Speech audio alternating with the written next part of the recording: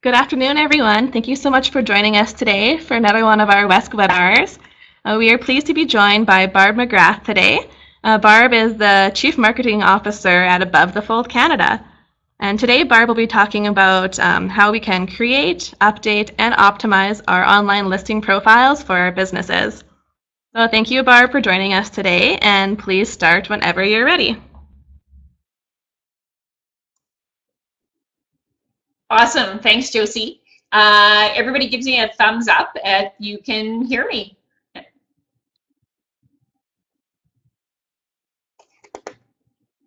Okay, good. Got a couple of yeses. Awesome. All right, so I have a guest with me here today, and I made her promise not to be on screen. Wave, Katarina. So she's my audience and jury today, so she's going to let me know when we're done how I'm doing. I also have another special guest with me. There we go, Nanny. There we go. So I have tons of company with me here today. All right, so I hope you guys are having an awesome day. We are going to talk about listings and reviews for about the next 45 minutes. If you have questions as we go, please type them into the chat box, and I'm going to try and respond as we go. Hopefully I can keep up and get all the questions answered as we go. So let's start. And my first thing I want to start with is a question for you guys. I'd like to know in the chat box, how many of you know for sure that you have at least one business listing? Give me an answer in the chat box. If you know for sure that you have 2 or 5 or 25, go ahead and put that answer in 2. But I just want to get a sense for how many people know for sure that they have at least one. Okay, I've got a 2. Awesome, Joanne. Thank you. Oh, Olivia, 3 or 4. That's awesome. Okay, we got a 1, yes, 2. Okay, so we're getting a few responses back. So it sounds like most people at least have 1. So that's a fantastic start. So the first thing I'm going to talk about this morning, so I'm actually going to jump ahead. You know how the best laid plans go. I never follow them. I'm a much better rule breaker than a rule follower sometimes. So I've jumped down to slide 4, and I'll tell you why. How many of you guys maybe have one of these before you go to work in the morning? And it might not come from Starbucks, but it might come from Brewed Awakenings here in Regina. It might come from Second Cup up in Saskatoon. Comes from lots of different places. But I want to talk about the customer journey and why this cup, I don't know which way to go, there we go, is so important. All right, so this is like a god-awful ugly picture, but it's a beautiful picture because if you can focus on that purple $sign that you see on the right-hand side of your screen, that's when a customer makes a purchase. Never had a cup of coffee in my life? Oh my goodness, Debbie. Oh my goodness. I think we have support groups for folks like you who have been able to stay off the stuff. That's awesome. My parents never drank coffee either. Good job. Okay, the purple $sign. So purple $sign, those are ready to buy customers. Those are customers who have money in hand and want to make a purchase right now. And when a customer wants to make a purchase, the first thing they do is they go to Google and they say coffee shop near me, or they say restaurant near me. And the result that they get looks like this. In this particular case, I plugged in massage therapist in Regina, and that was the only example I left in here. But these are listings. And when a customer wants to spend their money, this is where they go. Now, the funnel that I'm showing you guys here, this process happens in every single purchase that we make. The larger the purchase, the more time people will put into researching the purchase. So that's why we've got awareness and we've got findability, we've got reputation. All of these things are also very important. But we're going to focus today on listings and conversion and how we can swing our door open more often, or how we can bring more people to our website. Even if you're an online business, we need to have customers come to us in one way, shape, or form. So this coffee cup tends to be the result I'll get this right by the end of the presentation. There, I need to go in front of my face. That coffee cup tends to represent a search that starts with coffee shops near me. And when I look at the result, in this case we had massage. When I look at the result, the most likely action that I'm going to take as a customer ready to make a purchase is to click on one of these 3 listings. Okay? If I'm familiar with 13th Avenue Body and Soul, more likely than not, they're going to get my click and they're going to get my purchase. If I'm familiar with Advanced Therapeutic, then I'm likely to go there. Okay? And if it's Wascana Remedial, then that's where I'm going to head. But these 3 listings, I tend to call them the snack pack. They appear on Google in particular, and we are going to talk about Bing and Yahoo today too. But these 3 listings, the snack pack, tend to generate the most traffic. So no matter the business you're in, if you want people coming to your location or you want people coming to your website, here is where we need to start. And that's why listings are so important. So let's head back up and we're going to jump over to the second slide here. And we're going to talk a little bit about the importance of the listing and where the search traffic is. And I'm sure you guys have all seen something really similar to this. I actually want to share a post with you, and I will put it in the chat box in just a minute. But I'm sure you guys have heard before, Google in Canada by far has the lion's share of the traffic. And in this particular slide, it shows Google on a global basis. Where's my pencil? Josie, if I circle this, oh, look at this, you guys. Cool. I had no idea I could do that. I learned something new every day. Globally, according to this slide, Google had 77% of the traffic. In Canada, we know that Google probably has about 90 or 95% of the search traffic. So by far, most people are going to Google. And up until a couple of years ago, we used to think that Safari, the browser on Apple, we used to think that it was powered by Bing. But in fact, that too has changed. And that's the article that I'm going to shortcut for you. So give me 1 second while I copy and paste it over from another tab and hopefully come back to the right screen. So I'm going to put this in here and you can save it for later, or you can take a look at it as we're talking. But in that article, it talks about the $9 billion that Google is going to pay to Apple in this year for the search traffic. So Google is paying dearly to get you to use their search engine even when you're on an Apple device. So both Safari and Siri are now powered by Google, where they used to be powered by Bing. So that makes a huge difference in where search traffic is going. For lots of you growing up, Google wasn't even a thing.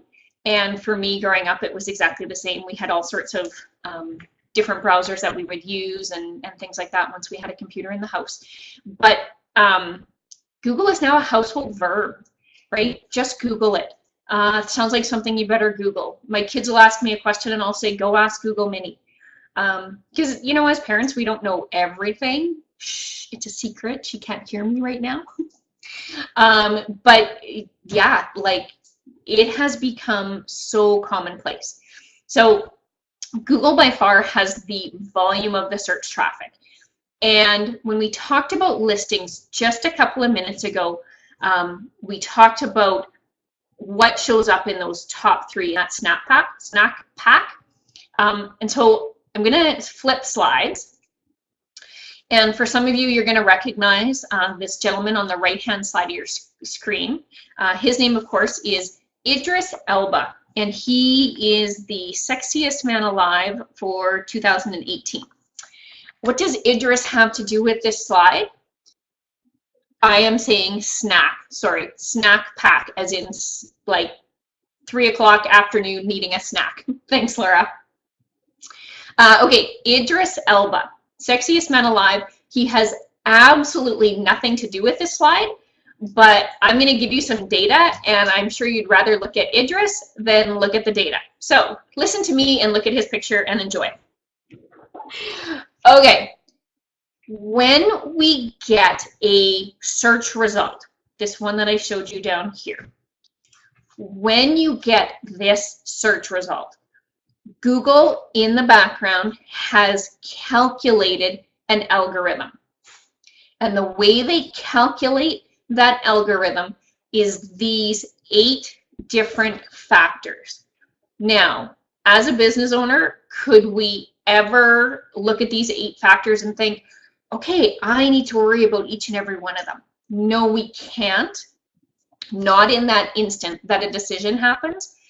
But if we have a web presence, if we have a web presence, if we have a listing, these factors come into play. And I just want to be really clear. If anybody wants the breakdown details, I will happily send it to you after we're done today. These are the factors that impact a listing showing up in your search results. This is different than your website. And there are two, see, I still can't get this right. There are 2 different sets of numbers. These are listing, and then the website numbers. They have the same 8 factors. So I'm just going to quickly move through them. I won't belabor kind of each of the details, but I want you to have an idea what makes up each of the factors. If you only have time to work on one thing, pick one of the biggest, and you can see that number 3 and number 4 are the biggest. If you have time to work on a couple of things in your business, then you can start to think about working on number 1, the business signals. So if you're prioritizing, always start with the biggest and work your way down. And you can see that social media actually has the least amount of impact in our listing getting found on Google. Now, that's in contrary lots of times to where we put our effort, and it's in contrary to sort of why we think we're doing the work that we are on social. So this starts to fly in the face a little bit of some of the stuff that we tend to do. So a business signal, this is a really simple one. That's the keywords that you use. It's the business category that your listing fits into. And I don't think we can see on this slide. Yeah, here we can.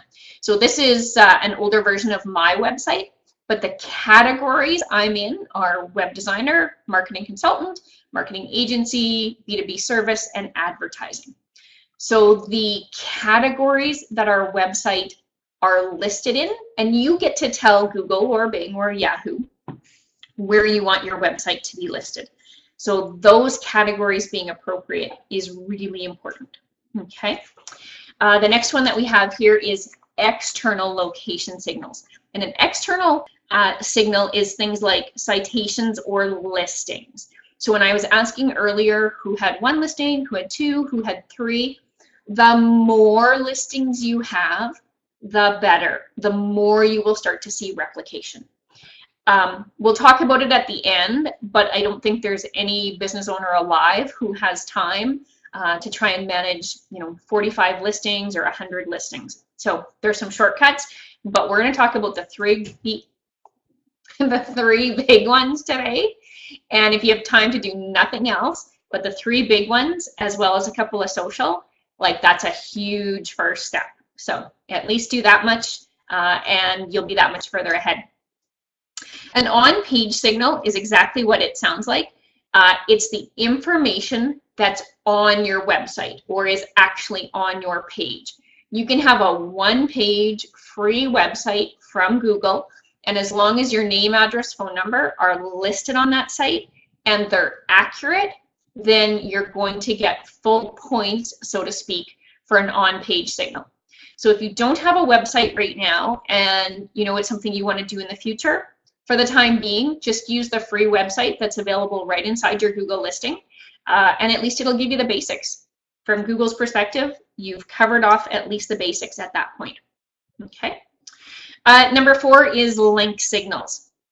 And again, this is just like it sounds. It's links back to your business that Google is able to find that tell Google that you have some authority. So one of the questions that I often get asked from people is, oh, do my social links back count? And no, those are called no follow links. So anytime Google sees a link like that, or Bing or Yahoo, anytime they see that link, they automatically will discount it from, you know, sort of counting on it, which is unfortunate, but at least it makes it a fair playing field, because people would create tens of thousands of links. Clarify that, the link back, sure, you bet, Corliss. Okay, so a link signal, let's say, for example, I discovered yesterday when I was preparing for this presentation, I have a link to my, oh, and then what does count then? Okay, that's a good question. I see somebody moving. Okay, so a link to your website. Let's say, for example, Corliss, that whatever your website is, that you have a link on there to me. Maybe I had a blog article that you really liked and you shared a link to me. So that's called a link signal. What does count is links between websites, links of authority. Maybe the Leader Post or the Star Phoenix run an article and there's an electronic, or there's a link in the electronic version of the paper that will link back. Those will count. A link coming from social media, those don't. There are some other links that also won't count, but I won't dig too far into that today.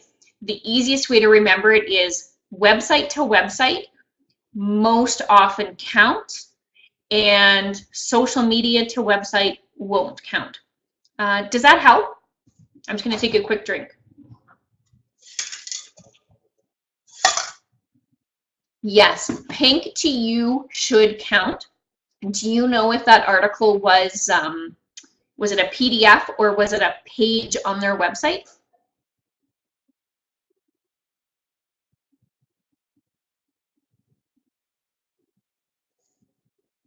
It was posted online and in print. Okay, so obviously only the online version would work.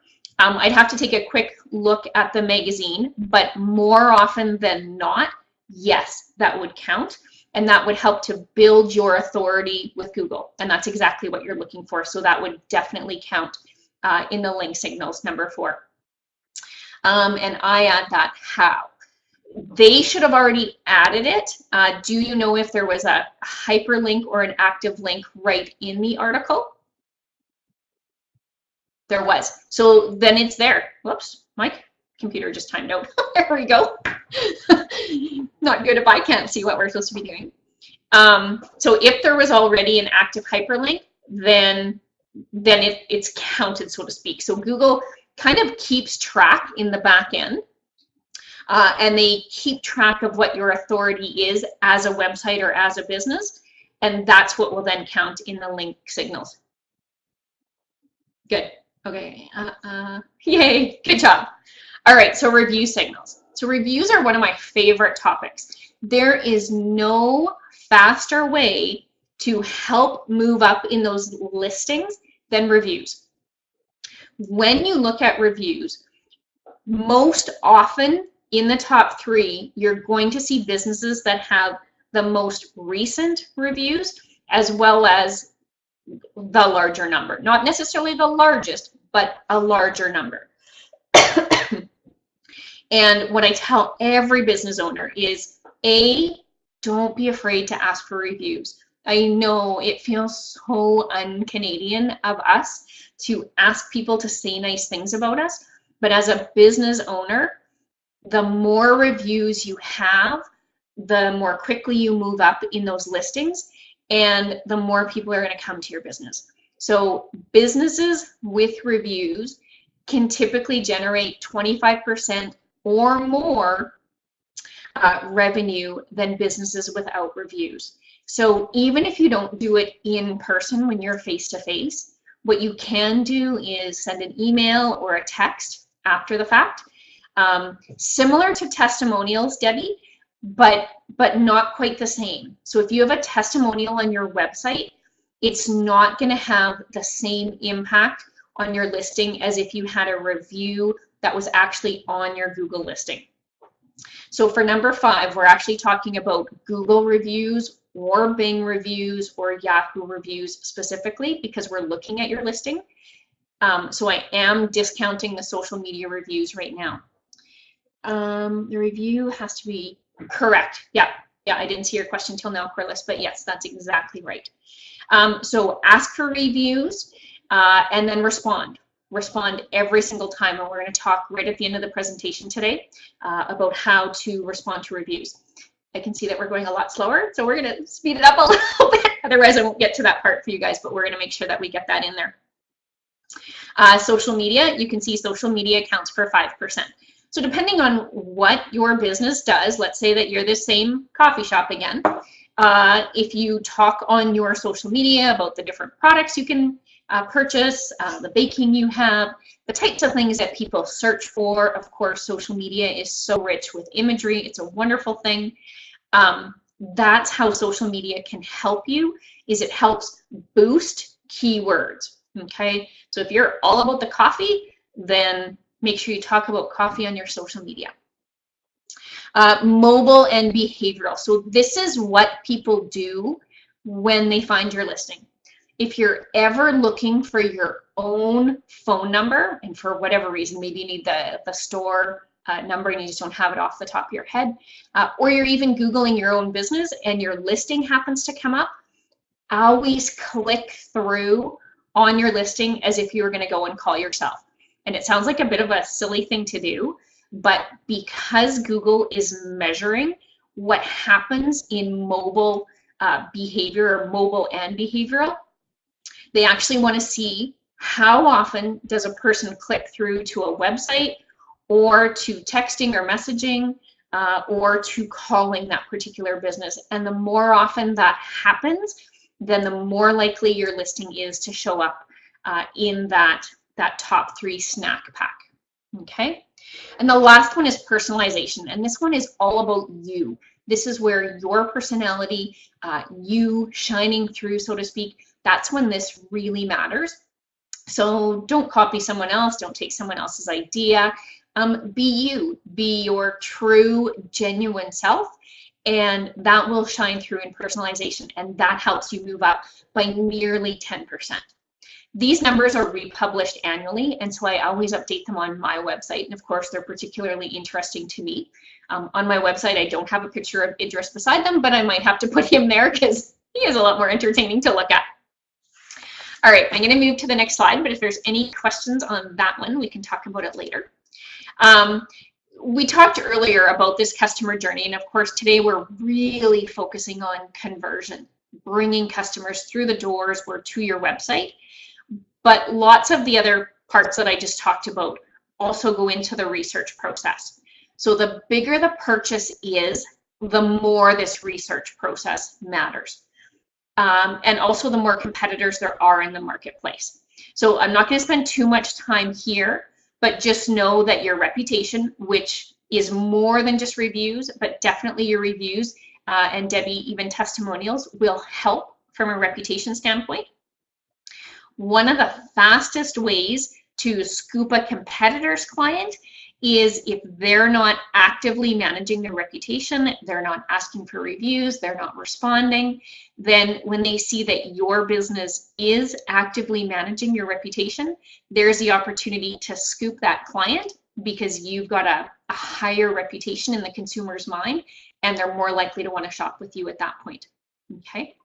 All right, let's keep going just so that we know for sure that we get through this stuff.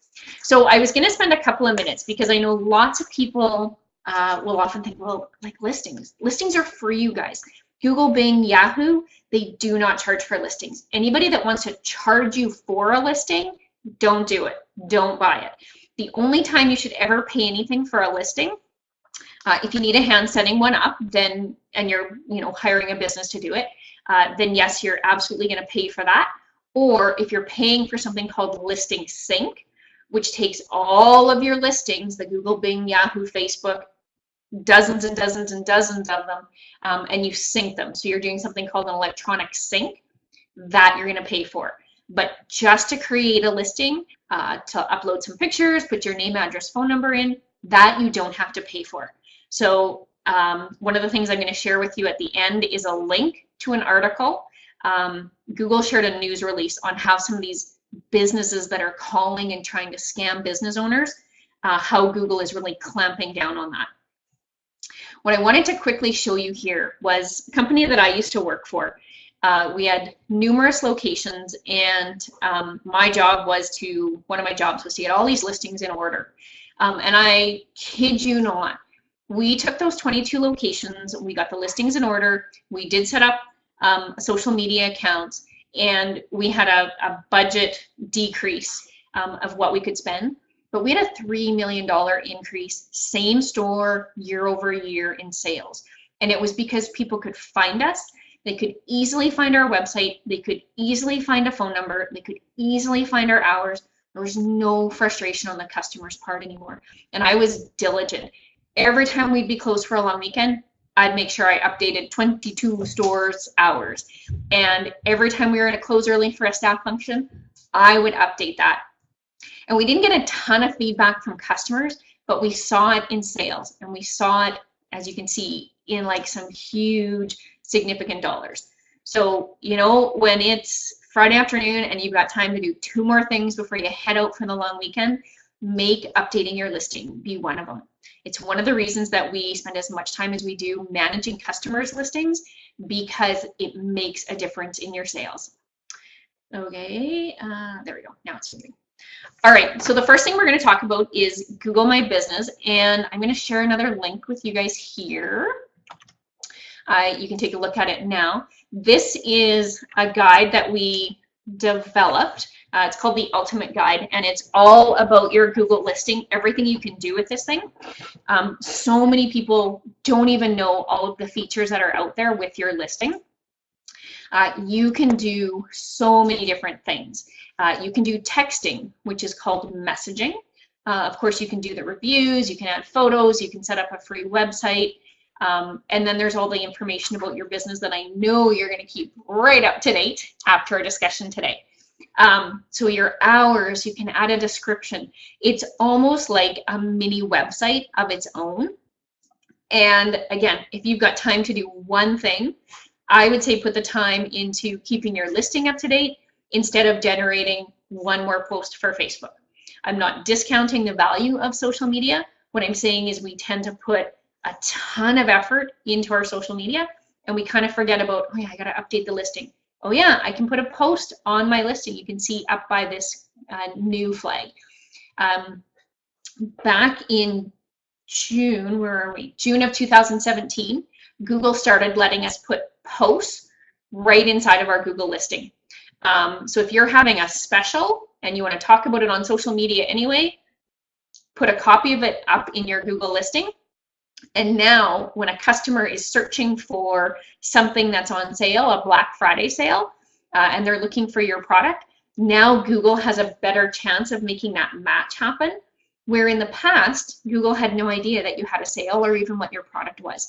So I always like to think as listings as your direct opportunity to talk to Google, talk to Bing, and talk to Yahoo. Okay, so I think almost all of you said that you have a listing. When we're done today, head in there and see if you can't bring your listing right up to date, and put some posts on there that are, as I like to say, they're keyword rich.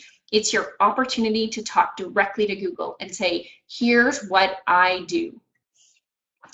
Okay, let's keep rolling. Any questions on that one so far, you guys? Because I'm going to talk just for another quick minute, and then we're going to get into Bing here pretty quick.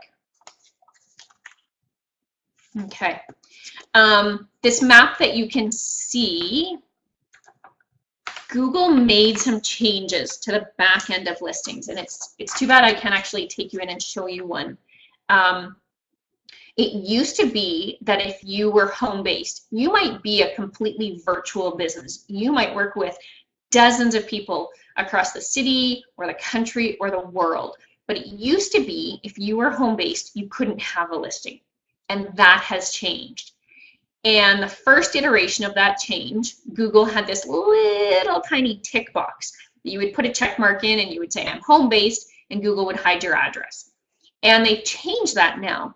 So if you want your address to not be visible to the public, then this page in your listing should be clear. And just so you know how I got there, from my listing, you'll have an address or you'll have a service proximity or you'll have something. By clicking on the little edit pencil beside my location, whoops, then I come to this screen. And if I were home-based, then this screen will be cleared out. There will be no street address, city, there will be no information in here. That change only happened in October. I don't have a date for you, but the screenshot that you're seeing here is part of a listing that we created in September. And when we went back in October to make some updates, because we told Google that this particular business was home-based, all of the address data was cleared from the screen once the listing was verified. Okay, so if you're home-based, you can absolutely have a listing nowadays. Okay, I talked briefly about the description, and you can see I just left mine in here. The description is keyword sensitive, so use those key ones, those really key terms for your business when you're setting it up, and you have up to 750 characters. Hi, Cheryl. Can we post videos in Google My Business? Yes, you can, and that's actually another new feature. Thank you for asking that question. You can post videos in a couple of different places, but you can use them in posts, right? The like the sale or the offer or the product or the update. So you can use them back here in posts, and then you can also add them down here in photos. So there's a couple of different places that you can use videos. And again, that's fairly new. Google is also letting you do like a 360 video, but I think they're still making you hire somebody to do that professionally. So I would use video, but I don't think I'd go to the extent where I'd be hiring someone to do it professional unless that was my business and I could show it off as my business, or you know, you've got somebody who can do it inexpensively for you. But take a look at it, because absolutely you can do that. And you're welcome, Cheryl. Thanks for coming. Okay, let's talk Bing. One more slide here. Here we go. Okay, so to set up a Bing listing, I've given you the web addresses in each of the for each of the different listings that we're going to do. We talked a lot about Google, and I never mean to present it as if Google was the only one that mattered. But you'll remember from our discussion right at the beginning that Google has 90% or more of the search traffic. So it's hard not to, right? It's really hard not to focus on just Google. But of course, Bing matters too. Hey, Cheryl, here's my water bottle light. It's telling me I have to have a drink. I got this fancy gadget for my water bottle. See if it'll, no, it's not lighting up now. It flashes at me. Have a drink every 30 or 40 minutes. And it's awesome, except that sometimes when you're concentrating and this light starts going off on the side of your head and you're like, ah, it's driving me nuts. Anyway, love it. Okay, so Bing. So this is a screenshot from my Bing listing. Just go to bingplaces.com. You can create the listing. You have to go through a very, Dominique, you can get them from Ulla. ULLA.com. I think it's supposed to be like ooh la la, except it's Ulla. So yes, maybe I should put that in my repertoire because I've been telling everybody about them. Bing Places. So exactly the same process. You need to go through a verification. The one thing that I'll give you a heads up with, and this applies to both Google and Bing, if you move, there are times where Google will make you re-verify your listings. And I don't know exactly why it happens for some businesses and not for others. I recently changed my address, and you can see now that I'm using a Broad Street address, where I was using a post office box out in Harbor Landing for the previous year. So when I switched from the post office box to the Broad Street address, Bing is making me re-verify. So unfortunately, I had to go through the process again, but you wait typically 12 days. They send you a letter in the mail, you get a code, you enter the code, you're good to go again. Bing listings are not nearly as rich as a Google listing. You can put some pictures in here, you've got a map, you can put your business hours, location, phone number, web address, things like that. But there's not a heck of a lot else that you can do with a Bing listing. It is simply meant to be a listing like the old-fashioned phone book listing would be. And that's really the purpose that listings are intended to serve. Is there is no such thing as customers going to the phone book to look up a phone number anymore. Now, that's not intended to say that no one does it, because I do have friends who keep their phone book and that's still how they look up stuff.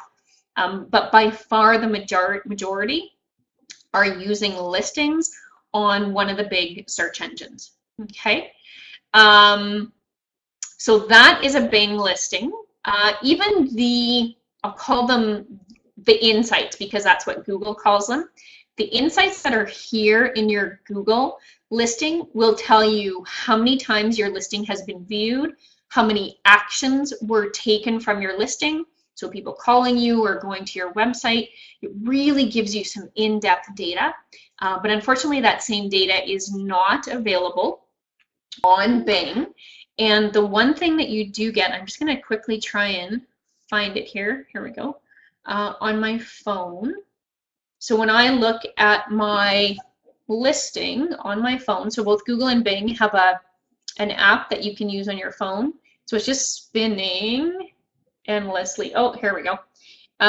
Okay, so I can see it's still in verification mode because I'm still waiting for that postcard to show up, but then it doesn't tell me anything else. I have no idea how many people have seen it, clicked through, I know nothing. So it's very secretive. As a business owner and as somebody who loves data, I find it really tough. Okay, and then the last one is a Yahoo listing. And Yahoo is a really different process to create a listing. So when you go looking for Yahoo Local, Yahoo listings are managed by a company called Yext. And Yext is one of those services I mentioned earlier that you can pay to sync your listing across a whole bunch of different listing services.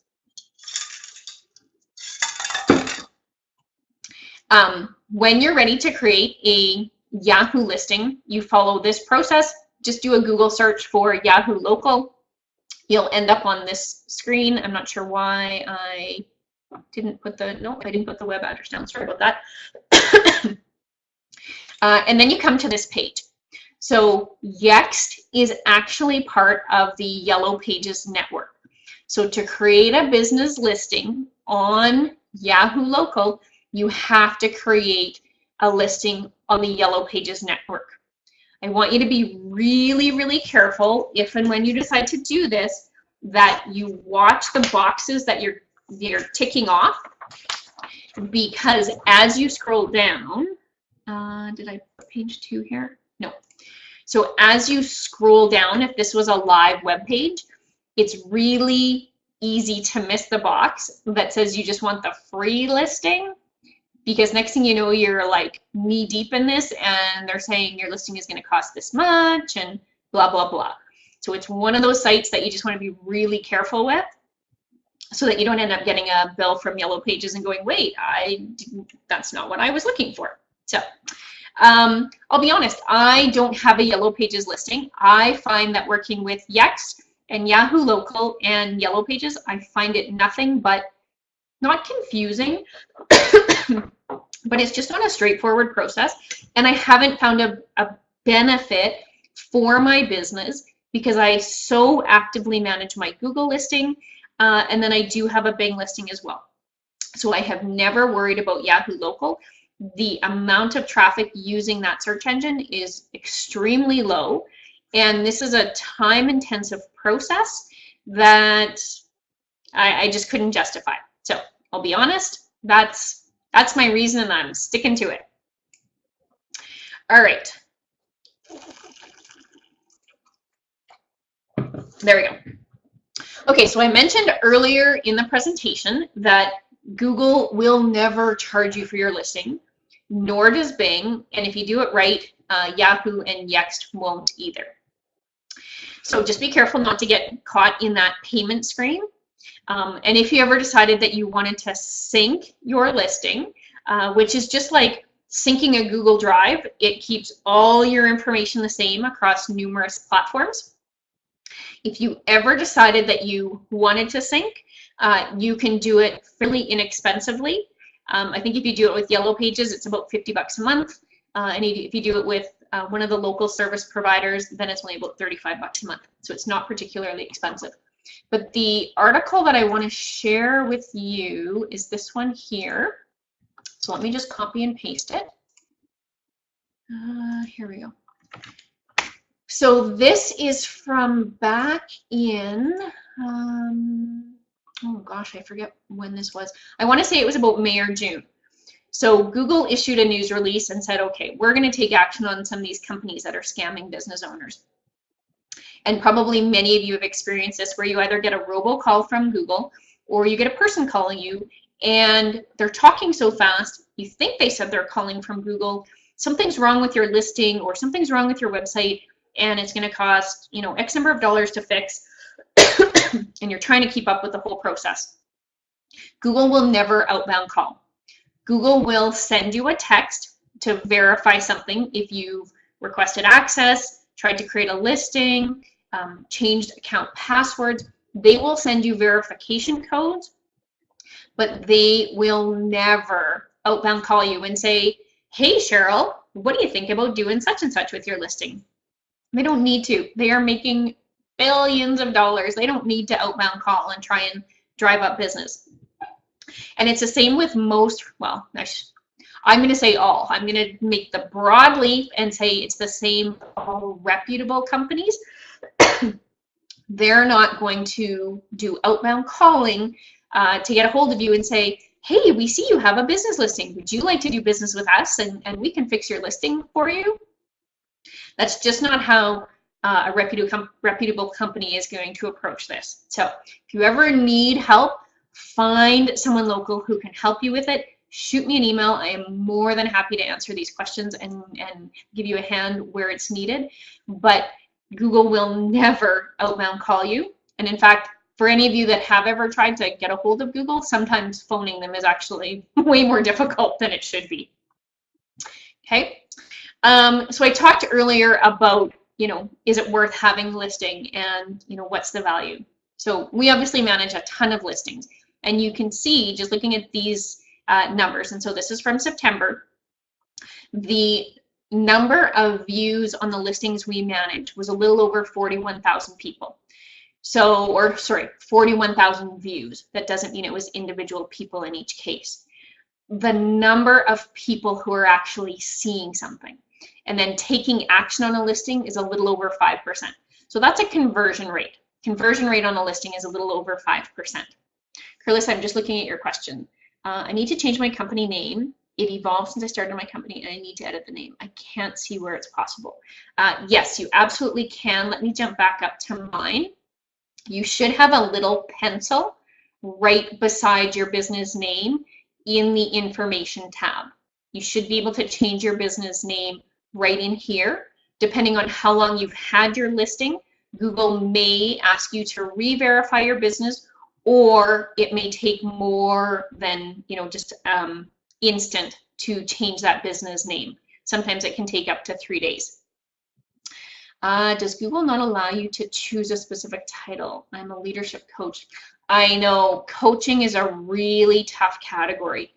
The categories available in the States are different than the categories that are available here in Canada. And that's something that I've struggled with for a few of my clients, where we didn't have a category that neatly encompassed what they do. So unfortunately, leadership coach, executive coach, and professional coach is one of those categories. The closest thing is life coach, and then you can look at executive services and there might, and consulting. So there was those couple of similar categories, but no, unfortunately, there's nothing that fits under leadership coach. Okay, here we go. All right, so we're going to talk about reviews, and this is a link to a video, but unfortunately we can't play the video right in our screen today. So I'm going to provide you, again, with another link. By the time you guys are done today, you're going to have a bazillion blog posts here. But there you go. You can play this video later. It's just a quick video we did up to talk about how to respond to reviews.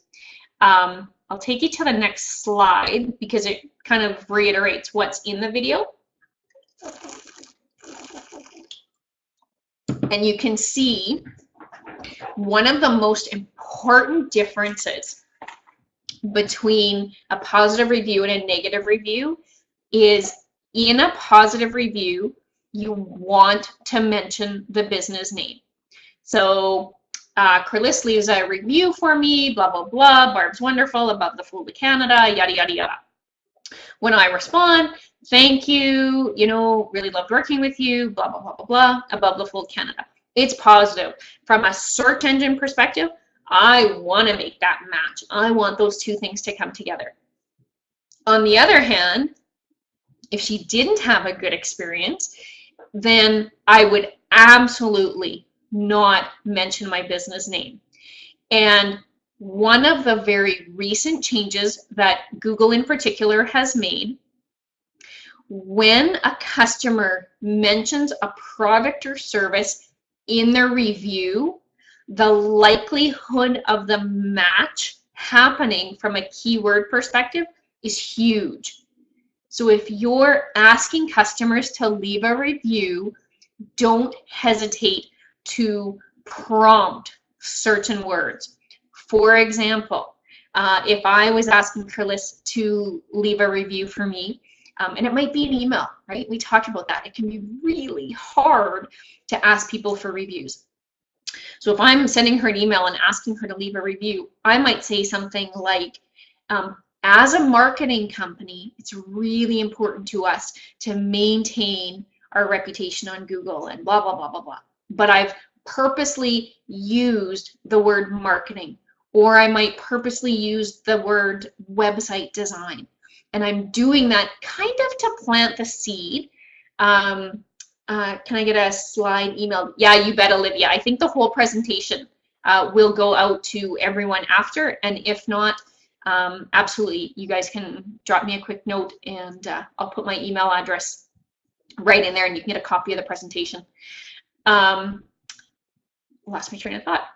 Oh, matching in the reviews. So by planting that seed with a customer when you're asking for a review, when they then use those keywords for your business, the match happens so much more quickly. And it's almost like Google has ranked. I say I'm a marketing business, I say I'm a web designer, but when a customer says, I did a good job with their marketing or their web design, Google looks at that and says, oh, okay, we're definitely ranking them high. The customers say they're good at it. So don't hesitate to kind of plant the seed with your customers and do that. But regardless, if you've got a positive review, if you've got a negative review, on the positive side, you're going to say thank you, obviously, or at least I hope that's obvious. You're going to mention the business name like we just talked about. It's a little bit of marketing. You know, can't wait for you to come back next time so we can work on your social media. Can't wait to see you, you know, this time next year when we're working on your Black Friday sale. Whatever it might be, just inviting them, you know, to come back and do additional business with you. If you're a restaurant, you can say something like, oh, I'm glad you enjoyed the fish. Come back and, you know, have the salmon next time, or come back and have the steak next time, or whatever it might be. But you're inviting the customer to come back. On the negative side, it's just as important, if not more important, to respond, because now you're showing the world how you respond. And that's one of the things that you really need to keep in mind is you're talking to everyone, not just this one customer who was maybe a little bit disgruntled. Okay, so on the negative side, absolutely apologize and empathize. And it's one of the hardest things, depending on the size of your business. Lots of times you know the customer, you know what happened. You have to take the high road here as the business owner and apologize and empathize. Try to, you know, you can add a little bit of a marketing perspective, but carefully. If you can't get it to come out right, then just skip it. Okay? Keep your message short. Don't say your business name. Keep it short and sweet and simple, and pull the conversation offline. Give a phone number, give an email address, whatever it might be, take the conversation offline. If the customer insists, and there are lots of instances where I've seen customers insist that they want this conversation to happen online, they want it to happen publicly, stick firmly to taking the conversation offline. So you invite the customer to call you, to email you, you hear nothing, and they respond again online. Reiterate your apology and your empathy. Reiterate whatever statement you're making, just say it again and give them that phone number and email address. Stress how important it is to you to keep your customers happy, and that you really want to finish or continue the conversation offline. If they simply won't, if they simply are insistent that they want to have this conversation public, then my best suggestion to you is to let it go. This isn't a customer that you're going to be able to satisfy, even if you do take it offline. And if you're not going to be able to come to some kind of compromise, just let the conversation end. I had a customer recently who had a very similar situation, and she sort of explained everything, and we were helping her think about how she might be able to respond. But in the end, she invited the conversation offline twice. The customer wanted to keep it public, and so we just let the conversation die, and the customer stopped chiming in too. So as hard as it is sometimes, unfortunately, we're not going to be able to keep everybody happy. Not everyone is going to be a lover of your business, and when that happens, just let it go. Don't let it rage on. Okay. All right, last slide. Questions. So optimizing your listing. It's kind of everything we talked about today. Google, your post will stay active for 7 days, so keep your listing up to date. You're going to be adding a post, you're going to be adding photos and videos, you're going to ask for and respond to reviews. And if you don't have a business listing, either go and check on Google Maps to see whether or not Google has found your business. If they haven't, then create a listing, go through the verification process. And as much as this bothers me, the reality is once you create a listing, there is a high likelihood that you're going to start to get some of these scam phone calls from Google. Try and get a name, try and get a phone number. It does seem to have cooled down since this news release back in the spring, but just be prepared that that is possible, that it is going to happen. And be sure to go back and check your insights so you can see how many people are seeing my listing, and how many people go through to my website or phone me. Sometimes you're actually quite surprised how many people take time to check it all out. So be sure to take that time. What is an unclaimed listing? Wonder if I can't show you one. So if a listing is unclaimed, you'll still see it show up. It won't be in the snap pack most likely, but after you do a Google search, in many cases you see, I'm going to do coffee shops near me. Most often when you do this, there we go.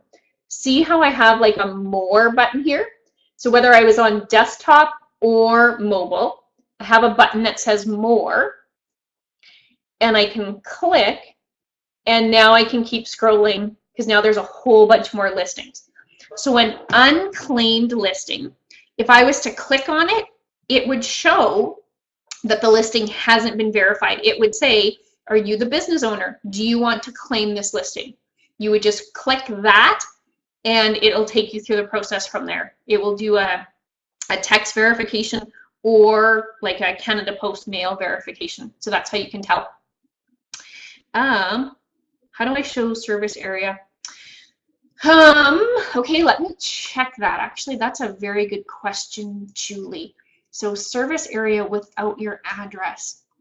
Let me take a quick peek in one of the listings that we have that doesn't have address. So when I see her on maps.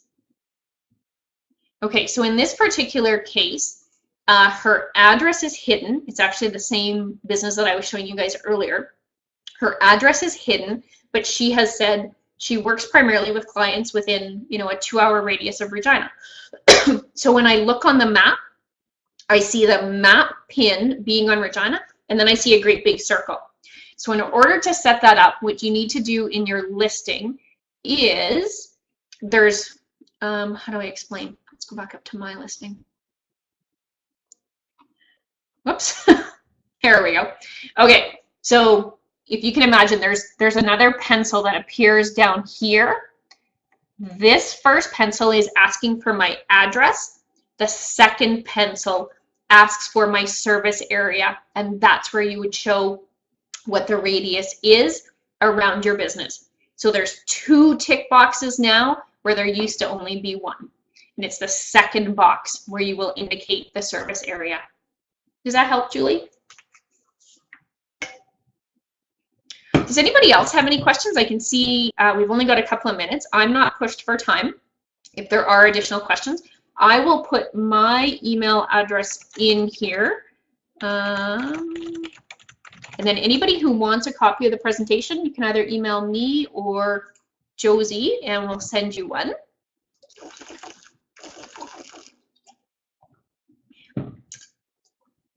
So we'll send you guys a copy of the presentation. And when you look at the text in the slides, that the detailed explanation for the slide where I had Idris, you can see like everything, the whole explanation. And if that doesn't put you to sleep tonight, nothing will. Absolutely nothing. Help to find this page with info. Yeah, you bet. All I can find is a page with keeping the account secure. Do you want to email me afterwards, Corliss, and maybe you can send me a link to what you're seeing or even a screenshot? Sure, yeah, that totally works. Do you feel Google reviews are more important than Facebook? That is a fantastic question, and it depends on where you believe your customers come from. When I go looking to buy something, I don't go to Facebook and search, you know, GoPro and coffee shop. I go to Google and I do my search. And I think that's what most people still do. Now, I know there's some contrary opinions on that, but the Google search data tells me that people are still going to Google to do their search. So in my mind, because I want my listing to show up, Google is more important than Facebook. If you're an online business, maybe for example, you're a health coach and you're having a Black Friday sale, then your Facebook reviews are going to be really important because you're advertising on Facebook and you're building up an audience on Facebook. So they each have like pro and con, so to speak. But because we're specifically talking about listings and moving your listings up in a snack pack, then exactly, Cheryl. That's Cheryl's a health coach and she's got a Black Friday sale. So that's why her example was so easy to think of off the top of my head. Because we're specifically looking at listings, then we want that Google listing or a Bing listing to be what's moving up in the snack pack. So they both have their place, but I'm pretty, I prefer Google, absolutely. Can you explain external location signal again? Yes, so I'm actually gonna read you what this one says. Maybe it'll be, okay. So external signals are other websites that link back to you. So it might be a listing, a Google listing linking to your website, that's an external link. A Bing listing linking to your website, that's an external listing. Foursquare, that would be an external link. So anything off your website that links back to you, with the exception of social media, those are all external links. It does, the water gets kind of muddy because when you're looking at SEO or search engine optimization, some companies or some websites will purposely add a link to you, but they'll indicate in the link that it's something called a no follow link. And it has to be done on purpose. Like, it's not the kind of thing that just, oops, like I accidentally did it. It has to be done on purpose. I have some no-follow links right on my own website because I have some private pages on my site that only my students have access to. So all of those pages are no-follow. I don't even want Google to know that they exist. Most often, a Google listing, a Bing listing, a colleague who's listing to your website, 9.5 times out of 10, when you have a link like that, then absolutely, you're going to have, those are going to be good links. Those are going to be positive for you, and you want to build that up. So the more links you have, the better. And I wouldn't even worry about if they're follow or no follow or what they might be. Just the more links you have, the better. And if a couple of them happen to be no follow, oh well, don't even worry about them because there's nothing you can do, like nothing. And then a link signal. So the way they differentiate, so I'm actually going to read you what this says. External location signals are citations and listings across online business directories. And a link signal, link signals make up 20% of businesses' local SERP or search engine result pages positioned on Google. Link signals include the quality and volume of inbound links, other websites, and outbound links. So that's the inbound and the outbound. So it gets gray between the two, but if you think of business listings as being the external signals and then another website as being the link signal, that's where it gets a little bit muddy. Sorry, Julie, you're right. I did start to sort of mix and meld the two. Sorry about that.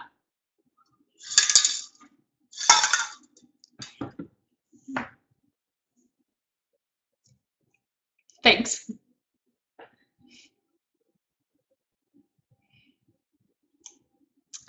What are your thoughts on That's a good question. I'm not naive. I know that it happens. And in fact, I know that it happens, I'll say regularly. But there's a problem with it and there's not a problem with it. So if somebody was to put it on Facebook and say, hey, give us a good review and, you know, we'll give you $500. That's not a good way to do it because if Facebook or Google figures that out, they'll shut you down right away. In fact, as the business owner, they won't let you do a review on your listing. And they've really tightened that particular rule up because I just found it with a client. I had created the listing for her, and then I left a review. And because I was still listed as the owner, Google wouldn't publish my review. So as a business owner, don't leave yourself a review. Can you incent, you know, leave us a review, discount in the future? Yes, you can. I always tend to fall back to if you've done a great job with your customers, which I know you have, then you probably don't have to incent them that way. But if yours is a business, a type of business where you do feel that you need to incent that behavior someplace, yes, I would do it, but I would do it very quietly and not make a big deal out of it, and don't turn it into a contest. So you don't want to tick anybody off and have them come back and go, oh, she promised me this and now she never followed through. And so you want to make sure that it ends up working out in your favor, Olivia, as opposed to coming back and biting you in the butt. I do try and make a point of asking customers once a month for reviews, and I'll only ask each customer once. In any given month, it might be 2 new customers or a few more, and I simply, you know, I'll send one email request, and if I never hear back, then I don't worry about it. Sometimes they surprise me and they show up and I didn't see it coming, but I'm always very grateful when they do come. And in the beginning, absolutely, I was like, hey, you're a new customer, can I have a review? I was just point blank, like anybody who worked with us, we were asking so that we could build up a little bit of that positive reputation. But over time, you'll find that you don't need to quite as much. Okay, good ones. Yes, exactly. Good customers don't even need a reward. They're more than game for doing it. Absolutely. Okay, I don't know how many folks we have left. Does anybody else have questions? It's looking like it's getting pretty quiet. I put my email address in there earlier. Hopefully everybody scooped it out. You're more than welcome to keep in touch with me by email, and I'll see if I can help you out. It looks like it's going pretty quiet. So Josie, if you're still listening, I don't know what we do next to wrap it up. All right, well, I'd like to say thank you, Barb, for taking the time to share these insights with us and for teaching us a little bit more about Google. I know I've learned a lot today. I also want to say thank you to everyone else who was able to join us on today's webinar. And just a quick reminder that you'll be able to view this on demand on our website at wesk.ca within a couple days. And our next upcoming webinar is called Social Media Advertising 101, and it's presented by Frank Collins from Danger Dynamite. So registration for that is now open, and you guys can visit our website to register. Bye, everybody, and have a great afternoon.